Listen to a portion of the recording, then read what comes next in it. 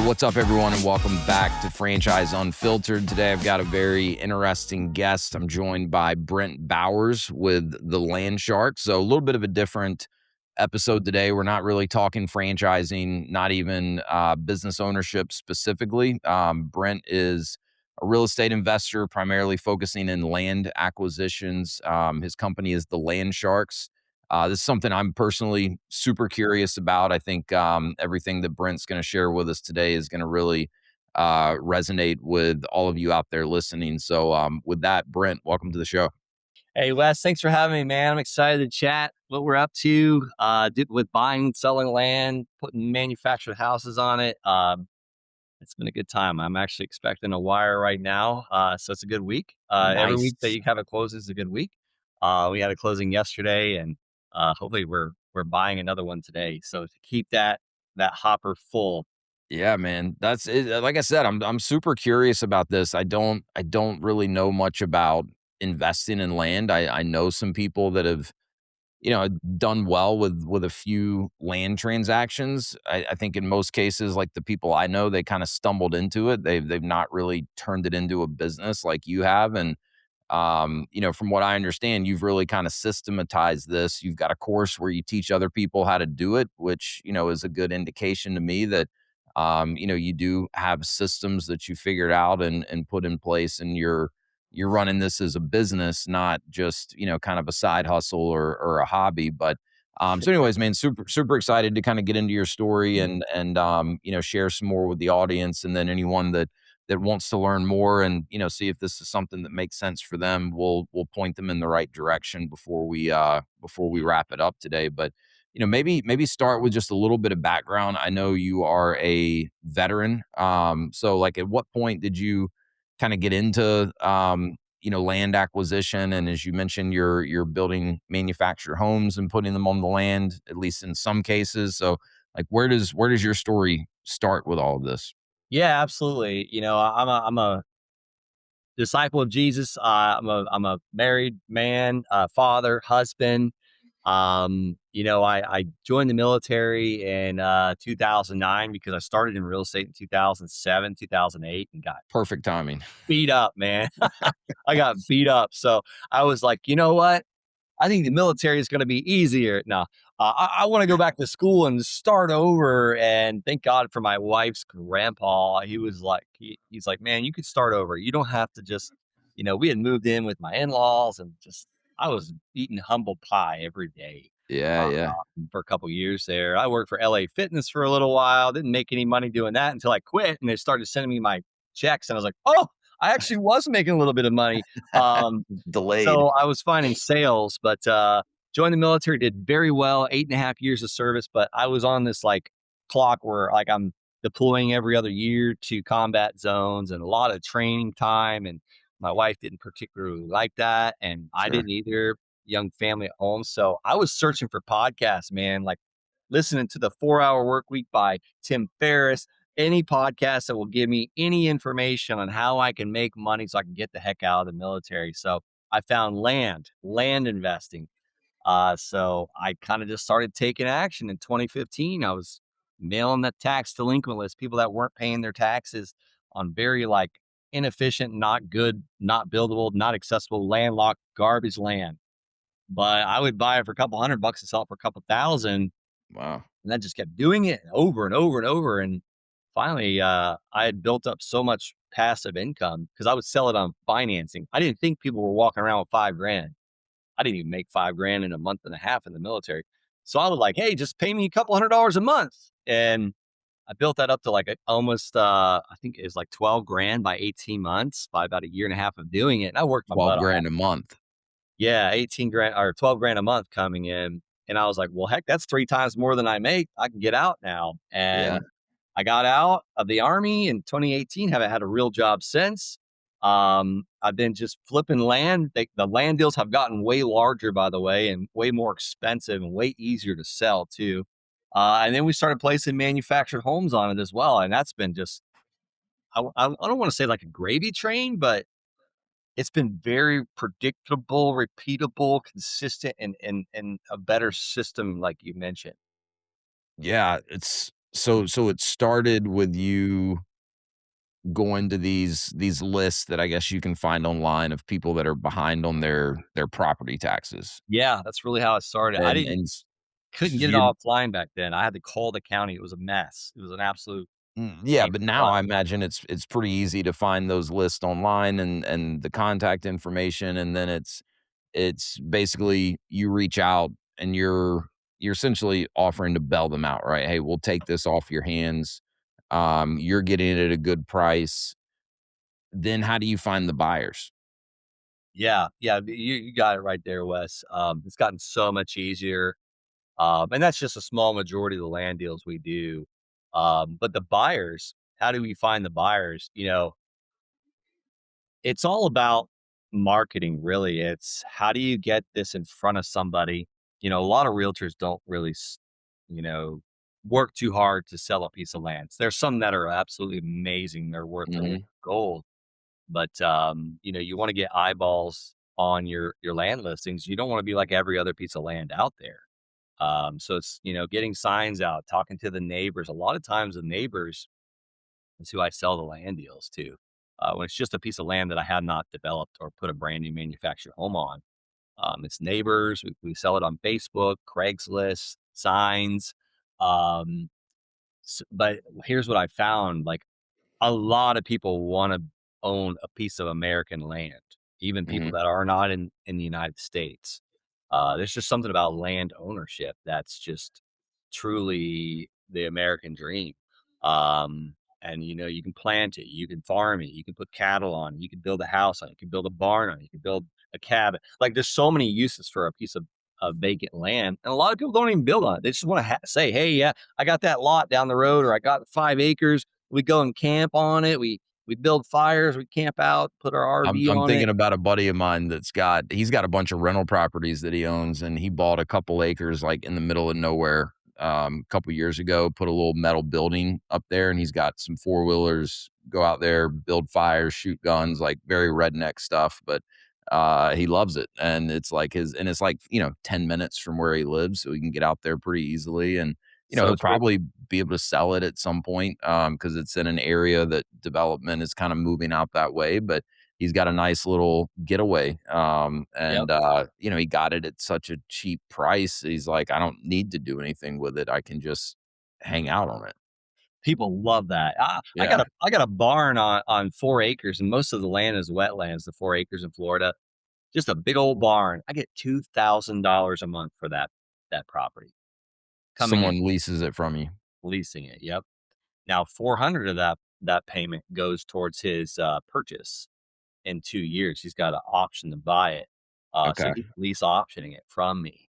But it's just there's so many ways to make a deal out there. But what I'm most fascinated about right now things are just expensive. Everything is so expensive. Yeah. Prices aren't coming down. Diesel pump on my credit card shuts off before I can even fill my truck up. Yep. So there's something right now that is boiling, and there's a huge buzzword right now. If you watch Fox News, CNN, whatever the heck you watch as far as news, they're talking about affordable housing issues and problems. And Mhm. I keep hearing all these quotes like 2.9 million houses short, 3.7, 4.9, like all these numbers. I don't know how much I believe it, Yeah. but there is nothing more affordable than a manufactured home. And oh, by the way, two of our models we've been buying from Clayton have actually come down in price. When everything else is going up, prices on manufactured homes are getting Yeah, actually. that's super interesting. I mean, I was just watching something yesterday, and, I forget the exact, statistic or whatever, but it was basically like, the cost of housing since the '80s or something has outpaced, like, wage increases by over 300% or something. I Yeah, mean, regardless of what the actual numbers are and where it's coming from, I think there's no question that, like, affordable housing is an issue, and you got people with, younger people with four-year degrees and, college debt up to their eyeballs, and they can't afford a yeah. reasonable house at all. Buddy of mine, case in point, Wes, like owns a mobile home park. I do too, but it's 55 and older. He's like, Brent, I got this guy literally. He wears a three-piece suit. He dresses amazing. Like he looks like $1,000,000. Dude's got like an MBA working. I don't exactly know where he works, but Yeah. in a trailer park, which is like that's not what we perceive it. Not what you would picture, not where you'd picture a guy like that driving home to. When and the other thing, like, so the manufactured homes, but you're seeing, I can't remember the names. I was literally on a company's website a couple of weeks ago. It's like life-size Lincoln Logs. Like, they ship you Yeah, a I little love house, those. and it's like a rubber mallet, and you just, put it together.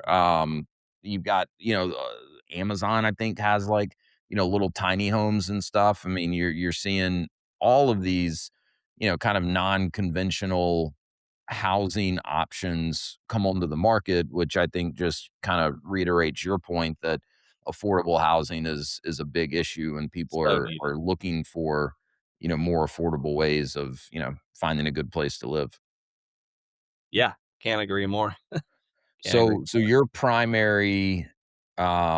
your primary model is find the land, acquire the land, and at least in some cases, you're putting manufactured homes on the land, and then are you selling, like, bundling the land with the home Yep. and Yep, we selling call it it? land home packages. So, yeah, Okay. it's got everything, electric, water, septic, sewer.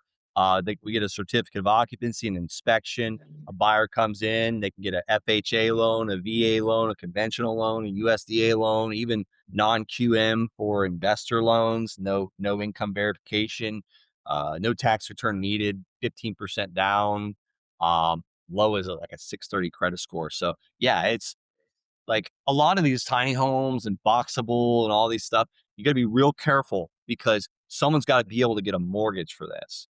The easier it is to get lending on it, the easier it is to sell it. Now, a lot of times, land, reason why I seller finance a lot of it is most people can't go and get a mortgage on a piece of land. They got to come up with like 50% down. Well, our Yeah, buyers get into these houses, nothing out of their own pocket. interesting. So you're doing almost strictly residential, or are you doing any land for commercial purposes? No, just residential. Um, so so you have a real estate license? No, no. I You do did in not? 2007. I let that go back in the Okay. military. Alright. So you don't need a real estate license to get into this. Nope, nope, no license is needed. So what's a reasonable amount of money, right? If I'm kinda, looking for another way to invest some money, what's a reasonable amount of, like, startup capital that I would need to get into this? Yeah, that's a hard question for me to answer because I've seen 24-year-old guys get into this. He's like a guy in Georgia, Bryson. He he's done 7 of these in the last 9 months. I always tell people, if there's a will, there's going to be a way. If you want it bad enough, you can absolutely do this. There's so much money out there. There's so many people that are willing to fund you. We call it OPM, other people's money. Mhm. So I tell people, you need some money, but you don't need 150 grand in your bank account. Now the numbers, like, let's talk about our Georgia deals, like 150 grand all in, we sell them for 217. So yeah, it does take money. It's got to come from somewhere, either you or a bank or a lender. I've seen guys get into the land business straight out of prison. Could not get a job at McDonald's, but we showed him how to buy and sell land. And we got one guy literally drives a Lambo, picks up kids. He's in our community. He's been in it for a while. Chris Meeks literally picks up kids that are getting bullied in school in his Lambo, changes their life. And oh, by the way, his companies are called Hope Homes. He donates a house. I'm pretty sure he donates a house a year to families in need. Wow. So it's like that guy came out with a huge why, straight out of prison. And Yeah, so it's like many things in life, right? Where there's a will, there's a way, and your results are largely going to be based on the amount of effort that you put yeah, into it. But it's not, there are ways to break into this without, like you said, having 150K on the sidelines ready to deploy. So you were talking earlier about kind of the funding, different funding options. I think you were really referring to the people that are buying these manufactured homes on the land. Yeah, Are the end banks buyer. yeah, are banks financing these types of deals for the investors, or is it more a private lender situation if you weren't in a position to self-fund, Like, for the me, piece like, of the land guy and that's building these, yeah, yeah, yeah. yeah, there's companies like 21st Mortgage, you can get a loan for to do a couple. You got hard money lenders, you got bridge loans, you got construction loans. I personally like to use regular private money, and I'll tell you how I get it. I share everything I do, like, on your podcast, Wes, like, and at the end, I'll say, "You know what? It's a lot to put together. It's a lot of moving parts. I gotta have the land acquisitions, and then I gotta source the manufactured home. And oh, by the way, I do want a dealer's license. I said no license is needed. I've done many without it, but now that I have a dealer's license, I get a huge discount on these that I'm ordering. On the But if you like manufactured what, home? yeah, straight from the manufacturer, like I get a big discount because I'm going directly to the manufacturer. But I always say, if you don't want to have to set up all this, maybe you got some cash on the sidelines or in an IRA self-directed and you want to earn 8, 9, 14, I shouldn't say 14, 8, 9, 10, 12% interest secured by real estate, reach out. We literally get title insurance policies. We get lenders title insurance policies. We're generally not over the 65% loan to value. So if it's worth 100, we don't borrow more than 65,000. That way, if God forbid the market just tanks tonight, we can Yeah, at least get our lenders paid back. And there's yeah. always a plan B. I could sell this property, this deal to another LLC I have and rent it out, refinance it, and rent it out and cover the mortgage. We'll get right back to the episode in just a minute, but if you've been considering business ownership, if you're already a business owner looking to expand and you're curious about franchising, I'd love to connect with you, answer any initial questions that you have, talk about a specific franchise, and detail the exact process that I use and have taken hundreds of people through to help them understand franchise ownership, find the right franchise for them, and conduct the necessary due diligence. Click the link in the show notes if you'd like to schedule a free, no obligation strategy call. I look forward to talking with you. And now back to the episode. So you've built a community where, first you're teaching people how to do this. Now you've got a community of people that are all actively out there looking for these deals, putting these deals together. Some people are interested in just, putting some money in. Yeah. Other people are more, the actual operators going and putting the deals together. How many people do you have in your community? Yeah, just the land side, we've got over 600 active land investors Wow. that I've taught. Now on the building side, the development side, where we place these manufactured homes on, way smaller because we're pretty much me and my partners, Robert and Chris, we handhold, you know, our community members through this process because there's a lot of things that can go wrong. I we just brought someone in, and she's like, "Oh, I want to make, here's my magic wand statement. I want to make 35 grand per home land home package. I want to do 3 of them before December 28th." I said, "That's awesome, but I want you to shoot more for 20 or for $45,000 net profit per. Don't do it unless, especially the first couple, because you want to have such a margin of safety. You want to have a lot of room for error on your first several." But yeah, there's 59 total as of like a couple weeks ago, and that includes like me, Robert, Chris, and my assistant coach. But so a very small amount of people we've trained in the last 18 months to do this. So on the land side, like if I wanted to get into this, I could start by just buying the land and then I could come to you guys and say, look, I've got this piece of land. I don't want to mess with, putting a manufactured home on it. But Yeah, I'll sell it to you guys and then you take it and run with it. I love that. I buy land all the time from even our land sharks. I buy land from people all the Yeah. time. I'll gladly place the manufactured home on that land. So Absolutely. what are the levers that someone can pull on? Like if they're going to take this all the way through buying the land, putting the manufactured home on it, selling it, you were talking about margins, 35K to 45K was kind of the example you just gave. Like what are the levers that I could pull on to say, I do want to get a higher margin? Is it does it all come down to negotiating the price on the land because the Yeah. manufactured home costs what it costs, right? Yeah. Yeah, there's quite a few levers you can pull. First, if let's just say Wes, I just brought you in and I'm gonna coach you to do a deal in the next 30 days. My goal is to get you paid in literally less than 5 months because no one wants to go into business and not make any money for 5 years and potentially go out of business. That sucks.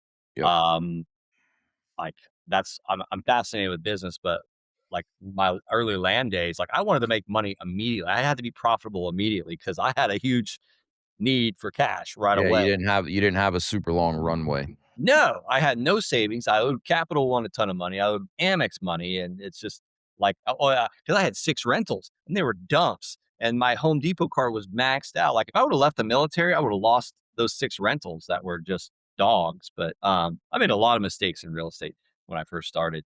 That's I why would you're a just good tell people, teacher.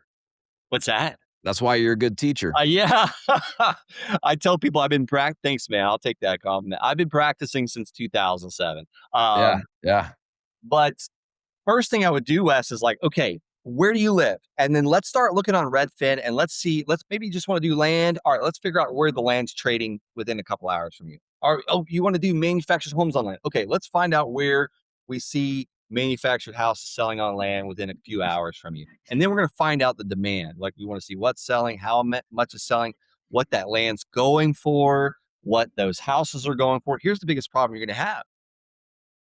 Like, I don't see any 2026s out there. Like it's 2026. Like, oh, I see a 1990 sold. I see a 1985 sold, a 2003 sold.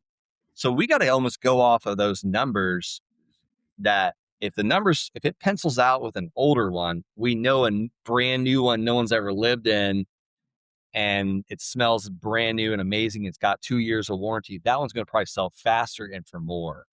It's kind of like when I buy a mobile home park. The numbers got to pencil out today. I don't care how many available units there are, how many vacant, how many more I can add. No, that's a pipe dream. Like if it right. doesn't cash flow today or the numbers, don't buy it. But anyhow, so that's what we do. And then we get with the actual realtors selling these out there and we figure out what's in demand, like how many bed, how many bath, how many square foot, like do we need to do drywall or paint? Like we got a whole entire list of things. That way it all works. Like that's how we sell these in a week, not 2, 3 months, because we don't want to be speculative builders. Like we want to see an actual proven system because really pioneers get arrows in their backs. You can go out and make a new market, but you have big cojones and probably deep pockets. I want to win. I don't want to guess. Yeah. Well, I mean, you look, you're spot on.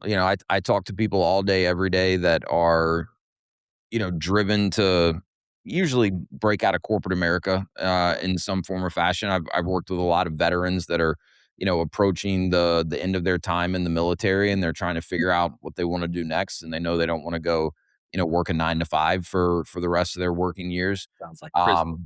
But usually the biggest thing I see stop someone, they get right up to the line, they found a business that kind of checks all the boxes they're looking for, and they just can't quite take that leap. It's not the longer term picture of, am I confident this can be successful 2 3 years from now? It's the what is the first 6 months of this look like, right? And it's the fear of the unknown, of that uncomfortable first 6 to 12 months of being in business. Can I weather the ramp up? Right. So to your point, nobody wants to go an extended period of time without any income. So if there are ways that you can get something like this going without a ton of startup capital, if you can, um, get it moving relatively quickly where you're actually putting a little bit of money in your pocket in the first couple of months, this could be a really, really good option for a lot of people that kind of have that entrepreneurial mindset, but are not maybe quite in a position where starting like a franchise like what I deal with is going to make sense for them. Yeah, I mean, I can't agree more. I didn't have. I never would have been. I mean, maybe I just am uneducated on it. But, I never would have had the money to go and buy a franchise. I had to create money out of thin air. I didn't have any money. And I always tell people, don't quit your job until you've gotten about a year's worth of salary in a bank account. Mhm. Like it's best not like I've got people, oh, I got all the time in the world. Then go get another job while you're building your business. Like you got to treat this almost like a side hustle at first because you still need money to live and eat and pay your bills and your electric bill. And it'd be awesome if you had some money for marketing, but it's like you got to have gasoline in your tank to be able to drive to the job site, or things like that. Yeah, for sure, and there it's, with I think a lot of people think of franchising and they think of, like, McDonald's and Jersey Mike's and those types of places, and those are multi-million Read my mind. dollar, build outs, there's all types of franchises, like, I mean, the first franchise my wife and I got into was, like, 150K all in, we kinda did, the OPM.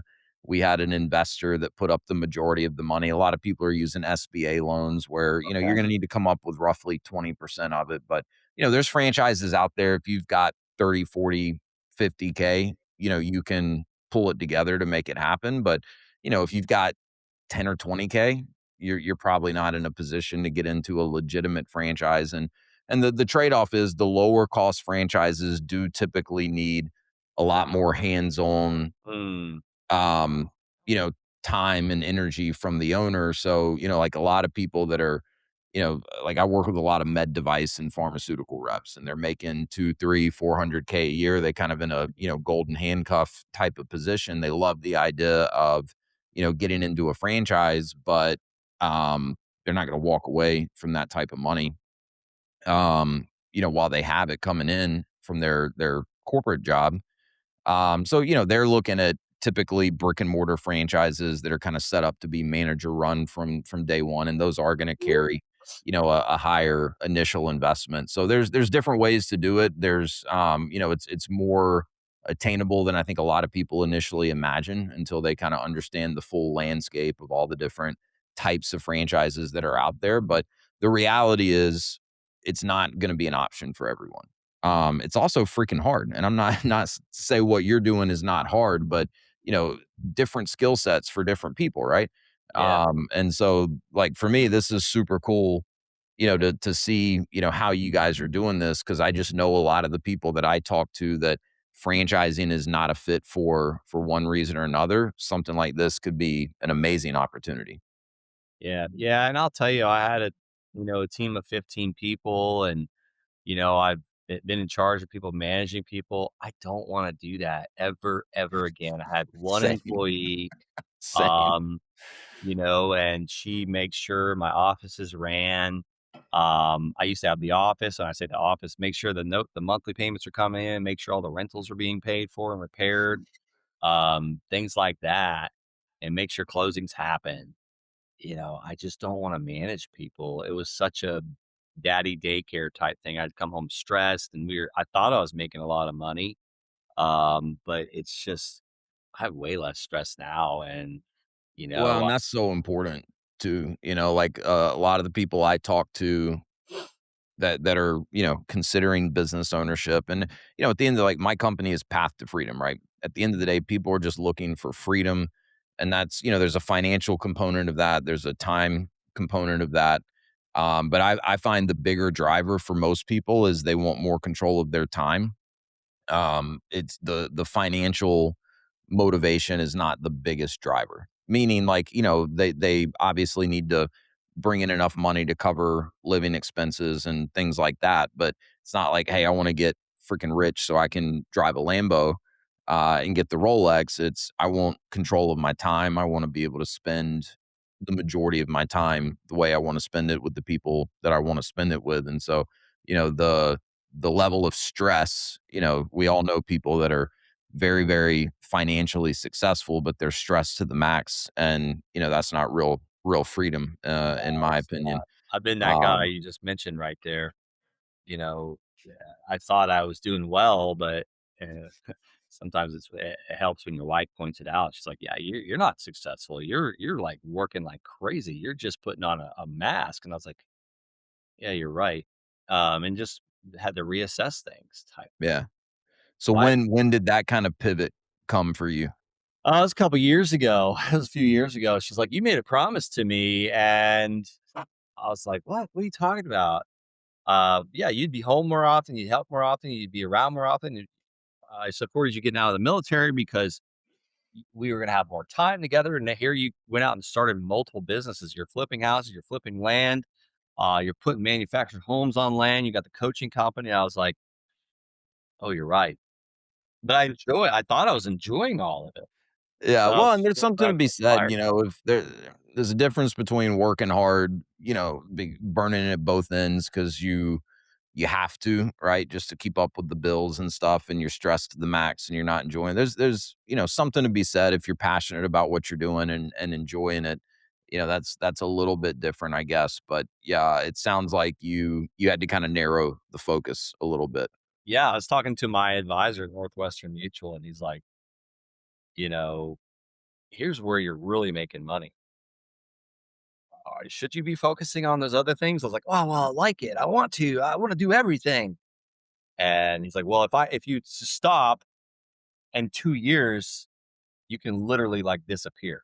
And I was like, "Well, is that what I really want? I don't think so." But just like having someone else kind of look at where all your income sources are and also where you're losing money is Yeah. very powerful. Yeah, it's hard to see the trees through the forest sometimes when you're that close to it and you're in it every day. It's good to have that kind of third party perspective to say, look, this is where you should be spending the majority. So these days, most of your time is spent in your coaching programs and your community, but you're still doing these land acquisitions. And are you primarily, like, personally, are you primarily buying land, putting the manufactured homes on it, and then selling it? Is that kind of your Yeah. bread and butter?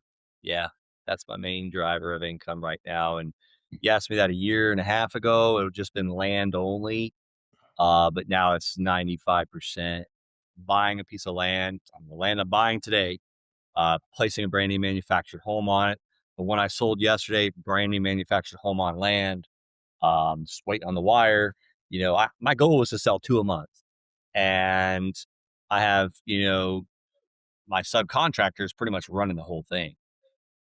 So that's, What does the because I'm not really familiar, what is the process of getting a I mean, is this like one of these homes you see, with the wide load sign coming yeah, down the road and yes. they drive it onto the lot and drop Yeah, it, that's or are one they half. actually building it on site? Yeah, no, nothing's built on site. It's all machine built, factory conditioned environment. Everything's sealed before it's going down the road. Uh, it comes in two halves. We call them double wide. We take the tongue and the wheels off, we put them together, we seal it all up. We already had the house pad built. We got the electric and the septic and the water there. Everything gets tied in, secured down, put on footers, or like in Florida, we drive down like 6 foot beams, and it's there. It's not going anywhere ever. Like there's Yeah. withstand a Category 5 hurricane. Yeah, right. We'll get right back to the episode, but I wanted to quickly share a free resource with you. If you're curious about franchise ownership and want to learn more about how countless people, including myself, have leveraged franchising as a way to create more freedom for themselves and to take control of their livelihood, I've put together an ebook. It's called Franchise Wealth Creation, and it's the perfect starting point for anyone that's just curious to learn more about this whole franchise thing and how I've helped hundreds of other people navigate all the steps involved in understanding and researching franchising. So click the link in the show notes, fill out a short form. I'll send you the ebook. I think it's a great starting point if you're curious at all about learning more about franchising. All right, let's get back to the episode. So you mentioned earlier, like, some things that people need to watch out for, where they could get in trouble if they don't know what they're doing. And I'm just imagining, permitting stuff like, my wife and I bought land for the first time back in 2021.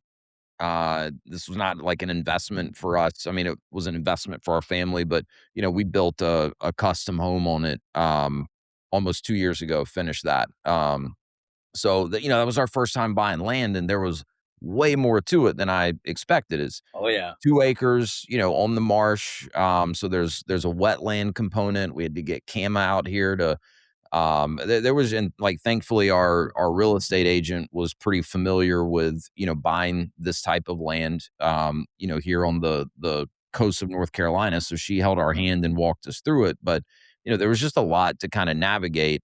Mhm. And you mentioned something at the top where, you said that at least the way you got started, you're buying land from people that have tax liens on it. A lot of times it's, land that you can't really do anything with. So like what are some of the key things that someone needs to make sure they're checking the boxes off before they buy the land to say, yes, we can get the permitting we need to come in and put the home on it and sell it. And the bank's going to, do the loan for it. And we're not going to get stuck holding this land that we can't do anything with.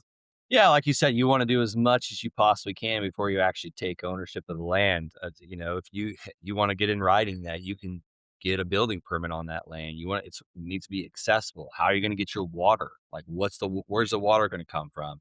What about electricity? What about sewer or septic? You want to know all these questions. These answers need like will the land percolate if you're going to have to put a septic system on it? Well, like what does percolate mean for anybody listening? It's like, okay, imagine a coffee filter. The water's got to go through it. If it doesn't percolate, you need an engineered septic system, which is going to Yep. cost more. Yep. Minimum setbacks. Like how far does the house have to be off the road? Like we made a little bit of a mistake on one of them. We put it too far off the road, and it cost us a fortune getting the electric back there. Yeah, well, and like where we live, this stuff's different county by county, man. Like Yes, that's why there's we're a so much county opportunity. north where we built this house on the land that I was just telling you about. We're a county north of where we lived before. Um, and we're right on the coast, so you see a lot of houses on pilings. Our Yep. house is on pilings, and thankfully our builders built a lot of custom homes in this area, but there's a height restriction. You Mhm. can't go above, I can't remember what the number of feet is, and I mean, ours is like inches within that height limit, and we knew that going into it, but that was like something he had to check on and, knowing how deep the piling like, there's so much that goes into it, at least, for my little pea brain, never having been through that process, never having, built a house from the ground up before. I was just super thankful that, we had a real estate agent and a builder that really knew what they were doing and, we didn't have any major mistakes that were extremely costly. But like my builder told me a story about, another builder that he knew that was not aware of the height restriction Oh. in the Woo. county. Bro, they had to take the roof off and, and like redo the whole top floor. And they ended up with like 7-foot ceilings on the top floor of Gee, the house just to Louise. just to get it. I mean, can you imagine how much that Yo, cost and how much that delayed everything? So I would be yeah, mad if I had a brand new house with 7-foot ceilings, that's for sure. well, for sure. Yeah. I'm Yeah, 6'1", so there's I a could, like, lot of jump and hit my head on that. so are those examples of things that you are, kinda teaching people how to figure Hit out it and on the head. navigate through Yeah, your head. courses and coaching? And that's also it's like, yes, the answer is yes, but it's like, I think that's why we have so much opportunity in this business because there's 3,300 counties out there. Not all of them are created equally, Yeah. and not all pieces of land are created equally. What I can do in, some areas I can't do in others. Like Florida, January 1st, there's a new law in effect going in effect January 1st of 2027 that we will be able to place a manufactured home on any single family residential lot. Like that's like going to be crazy actually. I'm not even sure how that's going to like be. Meaning a lot that already has a single family home on it, you can come and put a manufactured home on it? No, any lot that's zone Ah, SFR, single family residential, like no one can discriminate against pre-mod, modular, or manufactured homes anymore. Now you got to meet the like setback requirements and HOA requirements and all that, like driveways, okay, so garages, but they can't until that discriminate. law goes into effect, there's some places that basically have a rule that say you can't put a manufactured home on this land. Exactly. Gotcha. Okay. Yeah, so that was something else I wanted to ask you about. Are there it's like I've done some investing through, like some of these syndications, buying apartment buildings and stuff Mhm. like that, and there's definitely certain states that these groups are focusing on, where there's more opportunity, and I guess the state's friendlier to those types of investments. Are there certain parts of the country that you think are more ideal for this right now? Like, is it mostly the Southeast? I know you've mentioned You Florida. got it. Yeah. Southeast, absolutely. I started in Colorado, actually. It's how I learned this business. But yeah, Southeast, Arizona, Colorado, have been wonderful states. Okay. And are most people that are doing this, I imagine they're starting kind of local to their Yeah. area? Yeah. Quite a few of them are doing local. And then we've got several guys that, like one guy lives in Maryland. He's doing all his building in Tennessee. Never has stepped foot on any of his sites. I don't recommend that for anybody just getting started, Yeah. even if I am coaching you. I had funded a couple of these guys' deals, and I was a little nervous myself, like having done many of these. Him using my money and him not even being on ground. I will never do that again. That was a mistake I made. We made money, don't get me wrong. Um, Only because I trusted the guy. That was it. Because I coached him. Yeah. Yeah.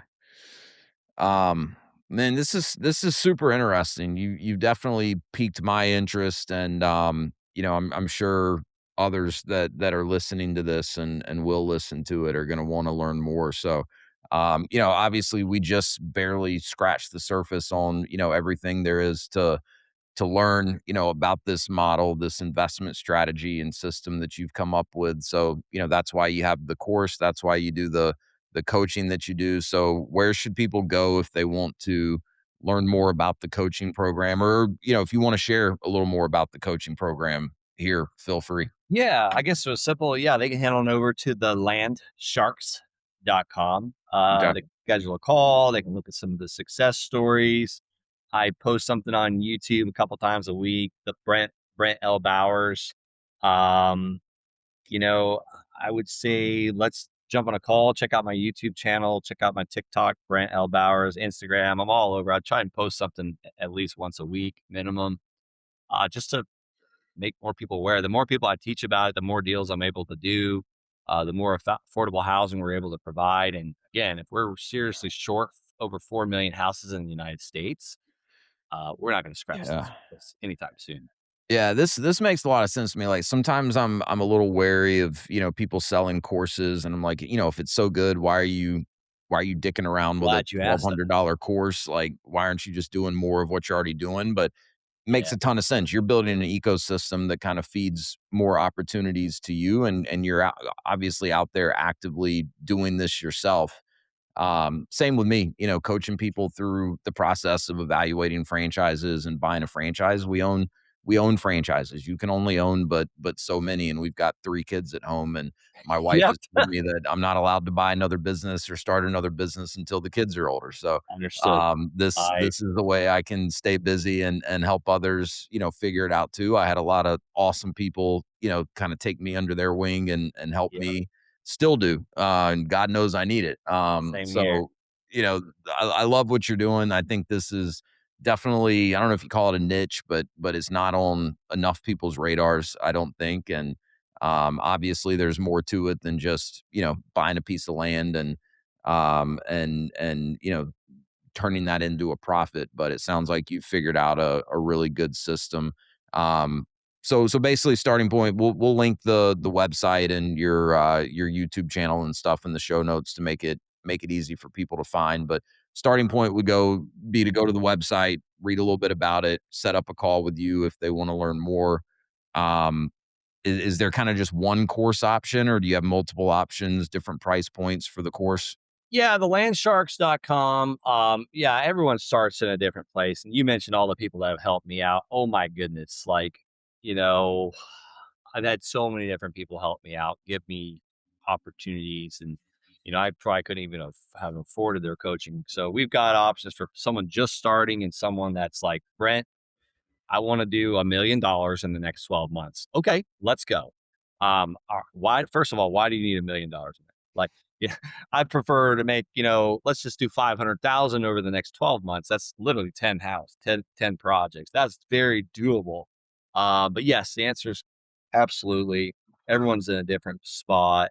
Like that 24-year-old kid, like, thank God I took a chance on him. And he even told me, it's like, man, thanks for not just telling me F off. And then Yeah. there's guys, they're like, Brent, I want you to do it for me. Set it up for me. Now, I only have so much time as well. I have 3 kids at home also. But we can even do that as far as that like the done for you type system. Now that's like one person a year I take on for that. Cause again, if it's so good, I'm making so much money. Why would I coach you to do it? Yeah. I'm so glad Exactly. you said that. By sharing, I have made so much more money. Yeah. By sharing, I have gotten so much better at my business. I've gotten so much money that I never would have gotten my hands on, because the more I can get on these podcasts and share what I'm doing, yes, I make money coaching people. I make more money doing my own deals, but I hop out of bed to talk on a podcast. I'm not getting out of bed to go look at another land deal. I'm kind of bored of that. So Yeah, well, and it's a bandwidth thing, you can only do so much of it yourself, and, it's also the old adage, like, the best way to get better at something is teach someone else how to do it, like, so I imagine yes, you starting the coaching and all that has helped you better systematize everything you're doing on your end, like, I mean, you see this in franchising, sometimes people are like, "Well, if this business is so good, why are they franchising it?" And it's like, well, why number not? one, there's usually a local ownership touch that's required. Like you don't see e-commerce businesses franchising because there's no need to, right? But when you really need that local ownership, face of the business in the community, it's a lot harder to like hire people for that. You want people with real skin in the game that have ownership that are going to bring that mentality to it. Um, but you see a lot of companies when they first start franchising their original business that the whole franchise model is built off of explodes, over the course of a few years after them franchising it because for the first time they're teaching other people how to do it. They're really dialing in their systems. Now Yeah. they've got other people out there, kind of operating the same business. They're coming back with ideas. They're trying different Yes. Oh things my that work. Like gosh. it's synergistic and it makes sense. So I learned um a lot from our community members, I'm and we're sure. building Yeah. like an actual, ecosystem of lenders, money lenders, uh, setup crews, dealers licenses, like you name it. You can go way further with others than you can by yourself on an island. I've Yeah, seen and so now I imagine in your community, you have a lot of people that kinda specialize in just one aspect of it, and then they can partner up with people that specialize in the other yes. aspects of pulling all of this together, and, they can probably do more volume that way versus, trying to do it all themselves in the areas they're not as strong in, Yeah. being hangups for them. So, yep, you got it. Super cool, man. Well, hey, man, thank you so much for coming on and sharing fascinating stuff. We'll put the link to your website, the Land Sharks, in the show notes, your YouTube channel as well. Encourage anyone listening, if this piqued your interest, go check it out. Set up a call with Brent. Personally, this is something I'm definitely interested in exploring a little bit more. I think we live in a good area to be looking at some of this. So I'm One of my favorite states. yeah, yeah, yeah. North Carolina is very, very business friendly, and I feel like it was kind of a well kept secret up until COVID, and now the floodgates have opened, and Yep. we've got people coming in from all over the country. But that's a good thing. So, well, cool, man. Really appreciate this. Thank you for dropping in here on the Franchise Unfiltered podcast. Thanks, Wes. Appreciate you, man. Thanks for having me. Catch you later. God bless, man. You as well. Thank you.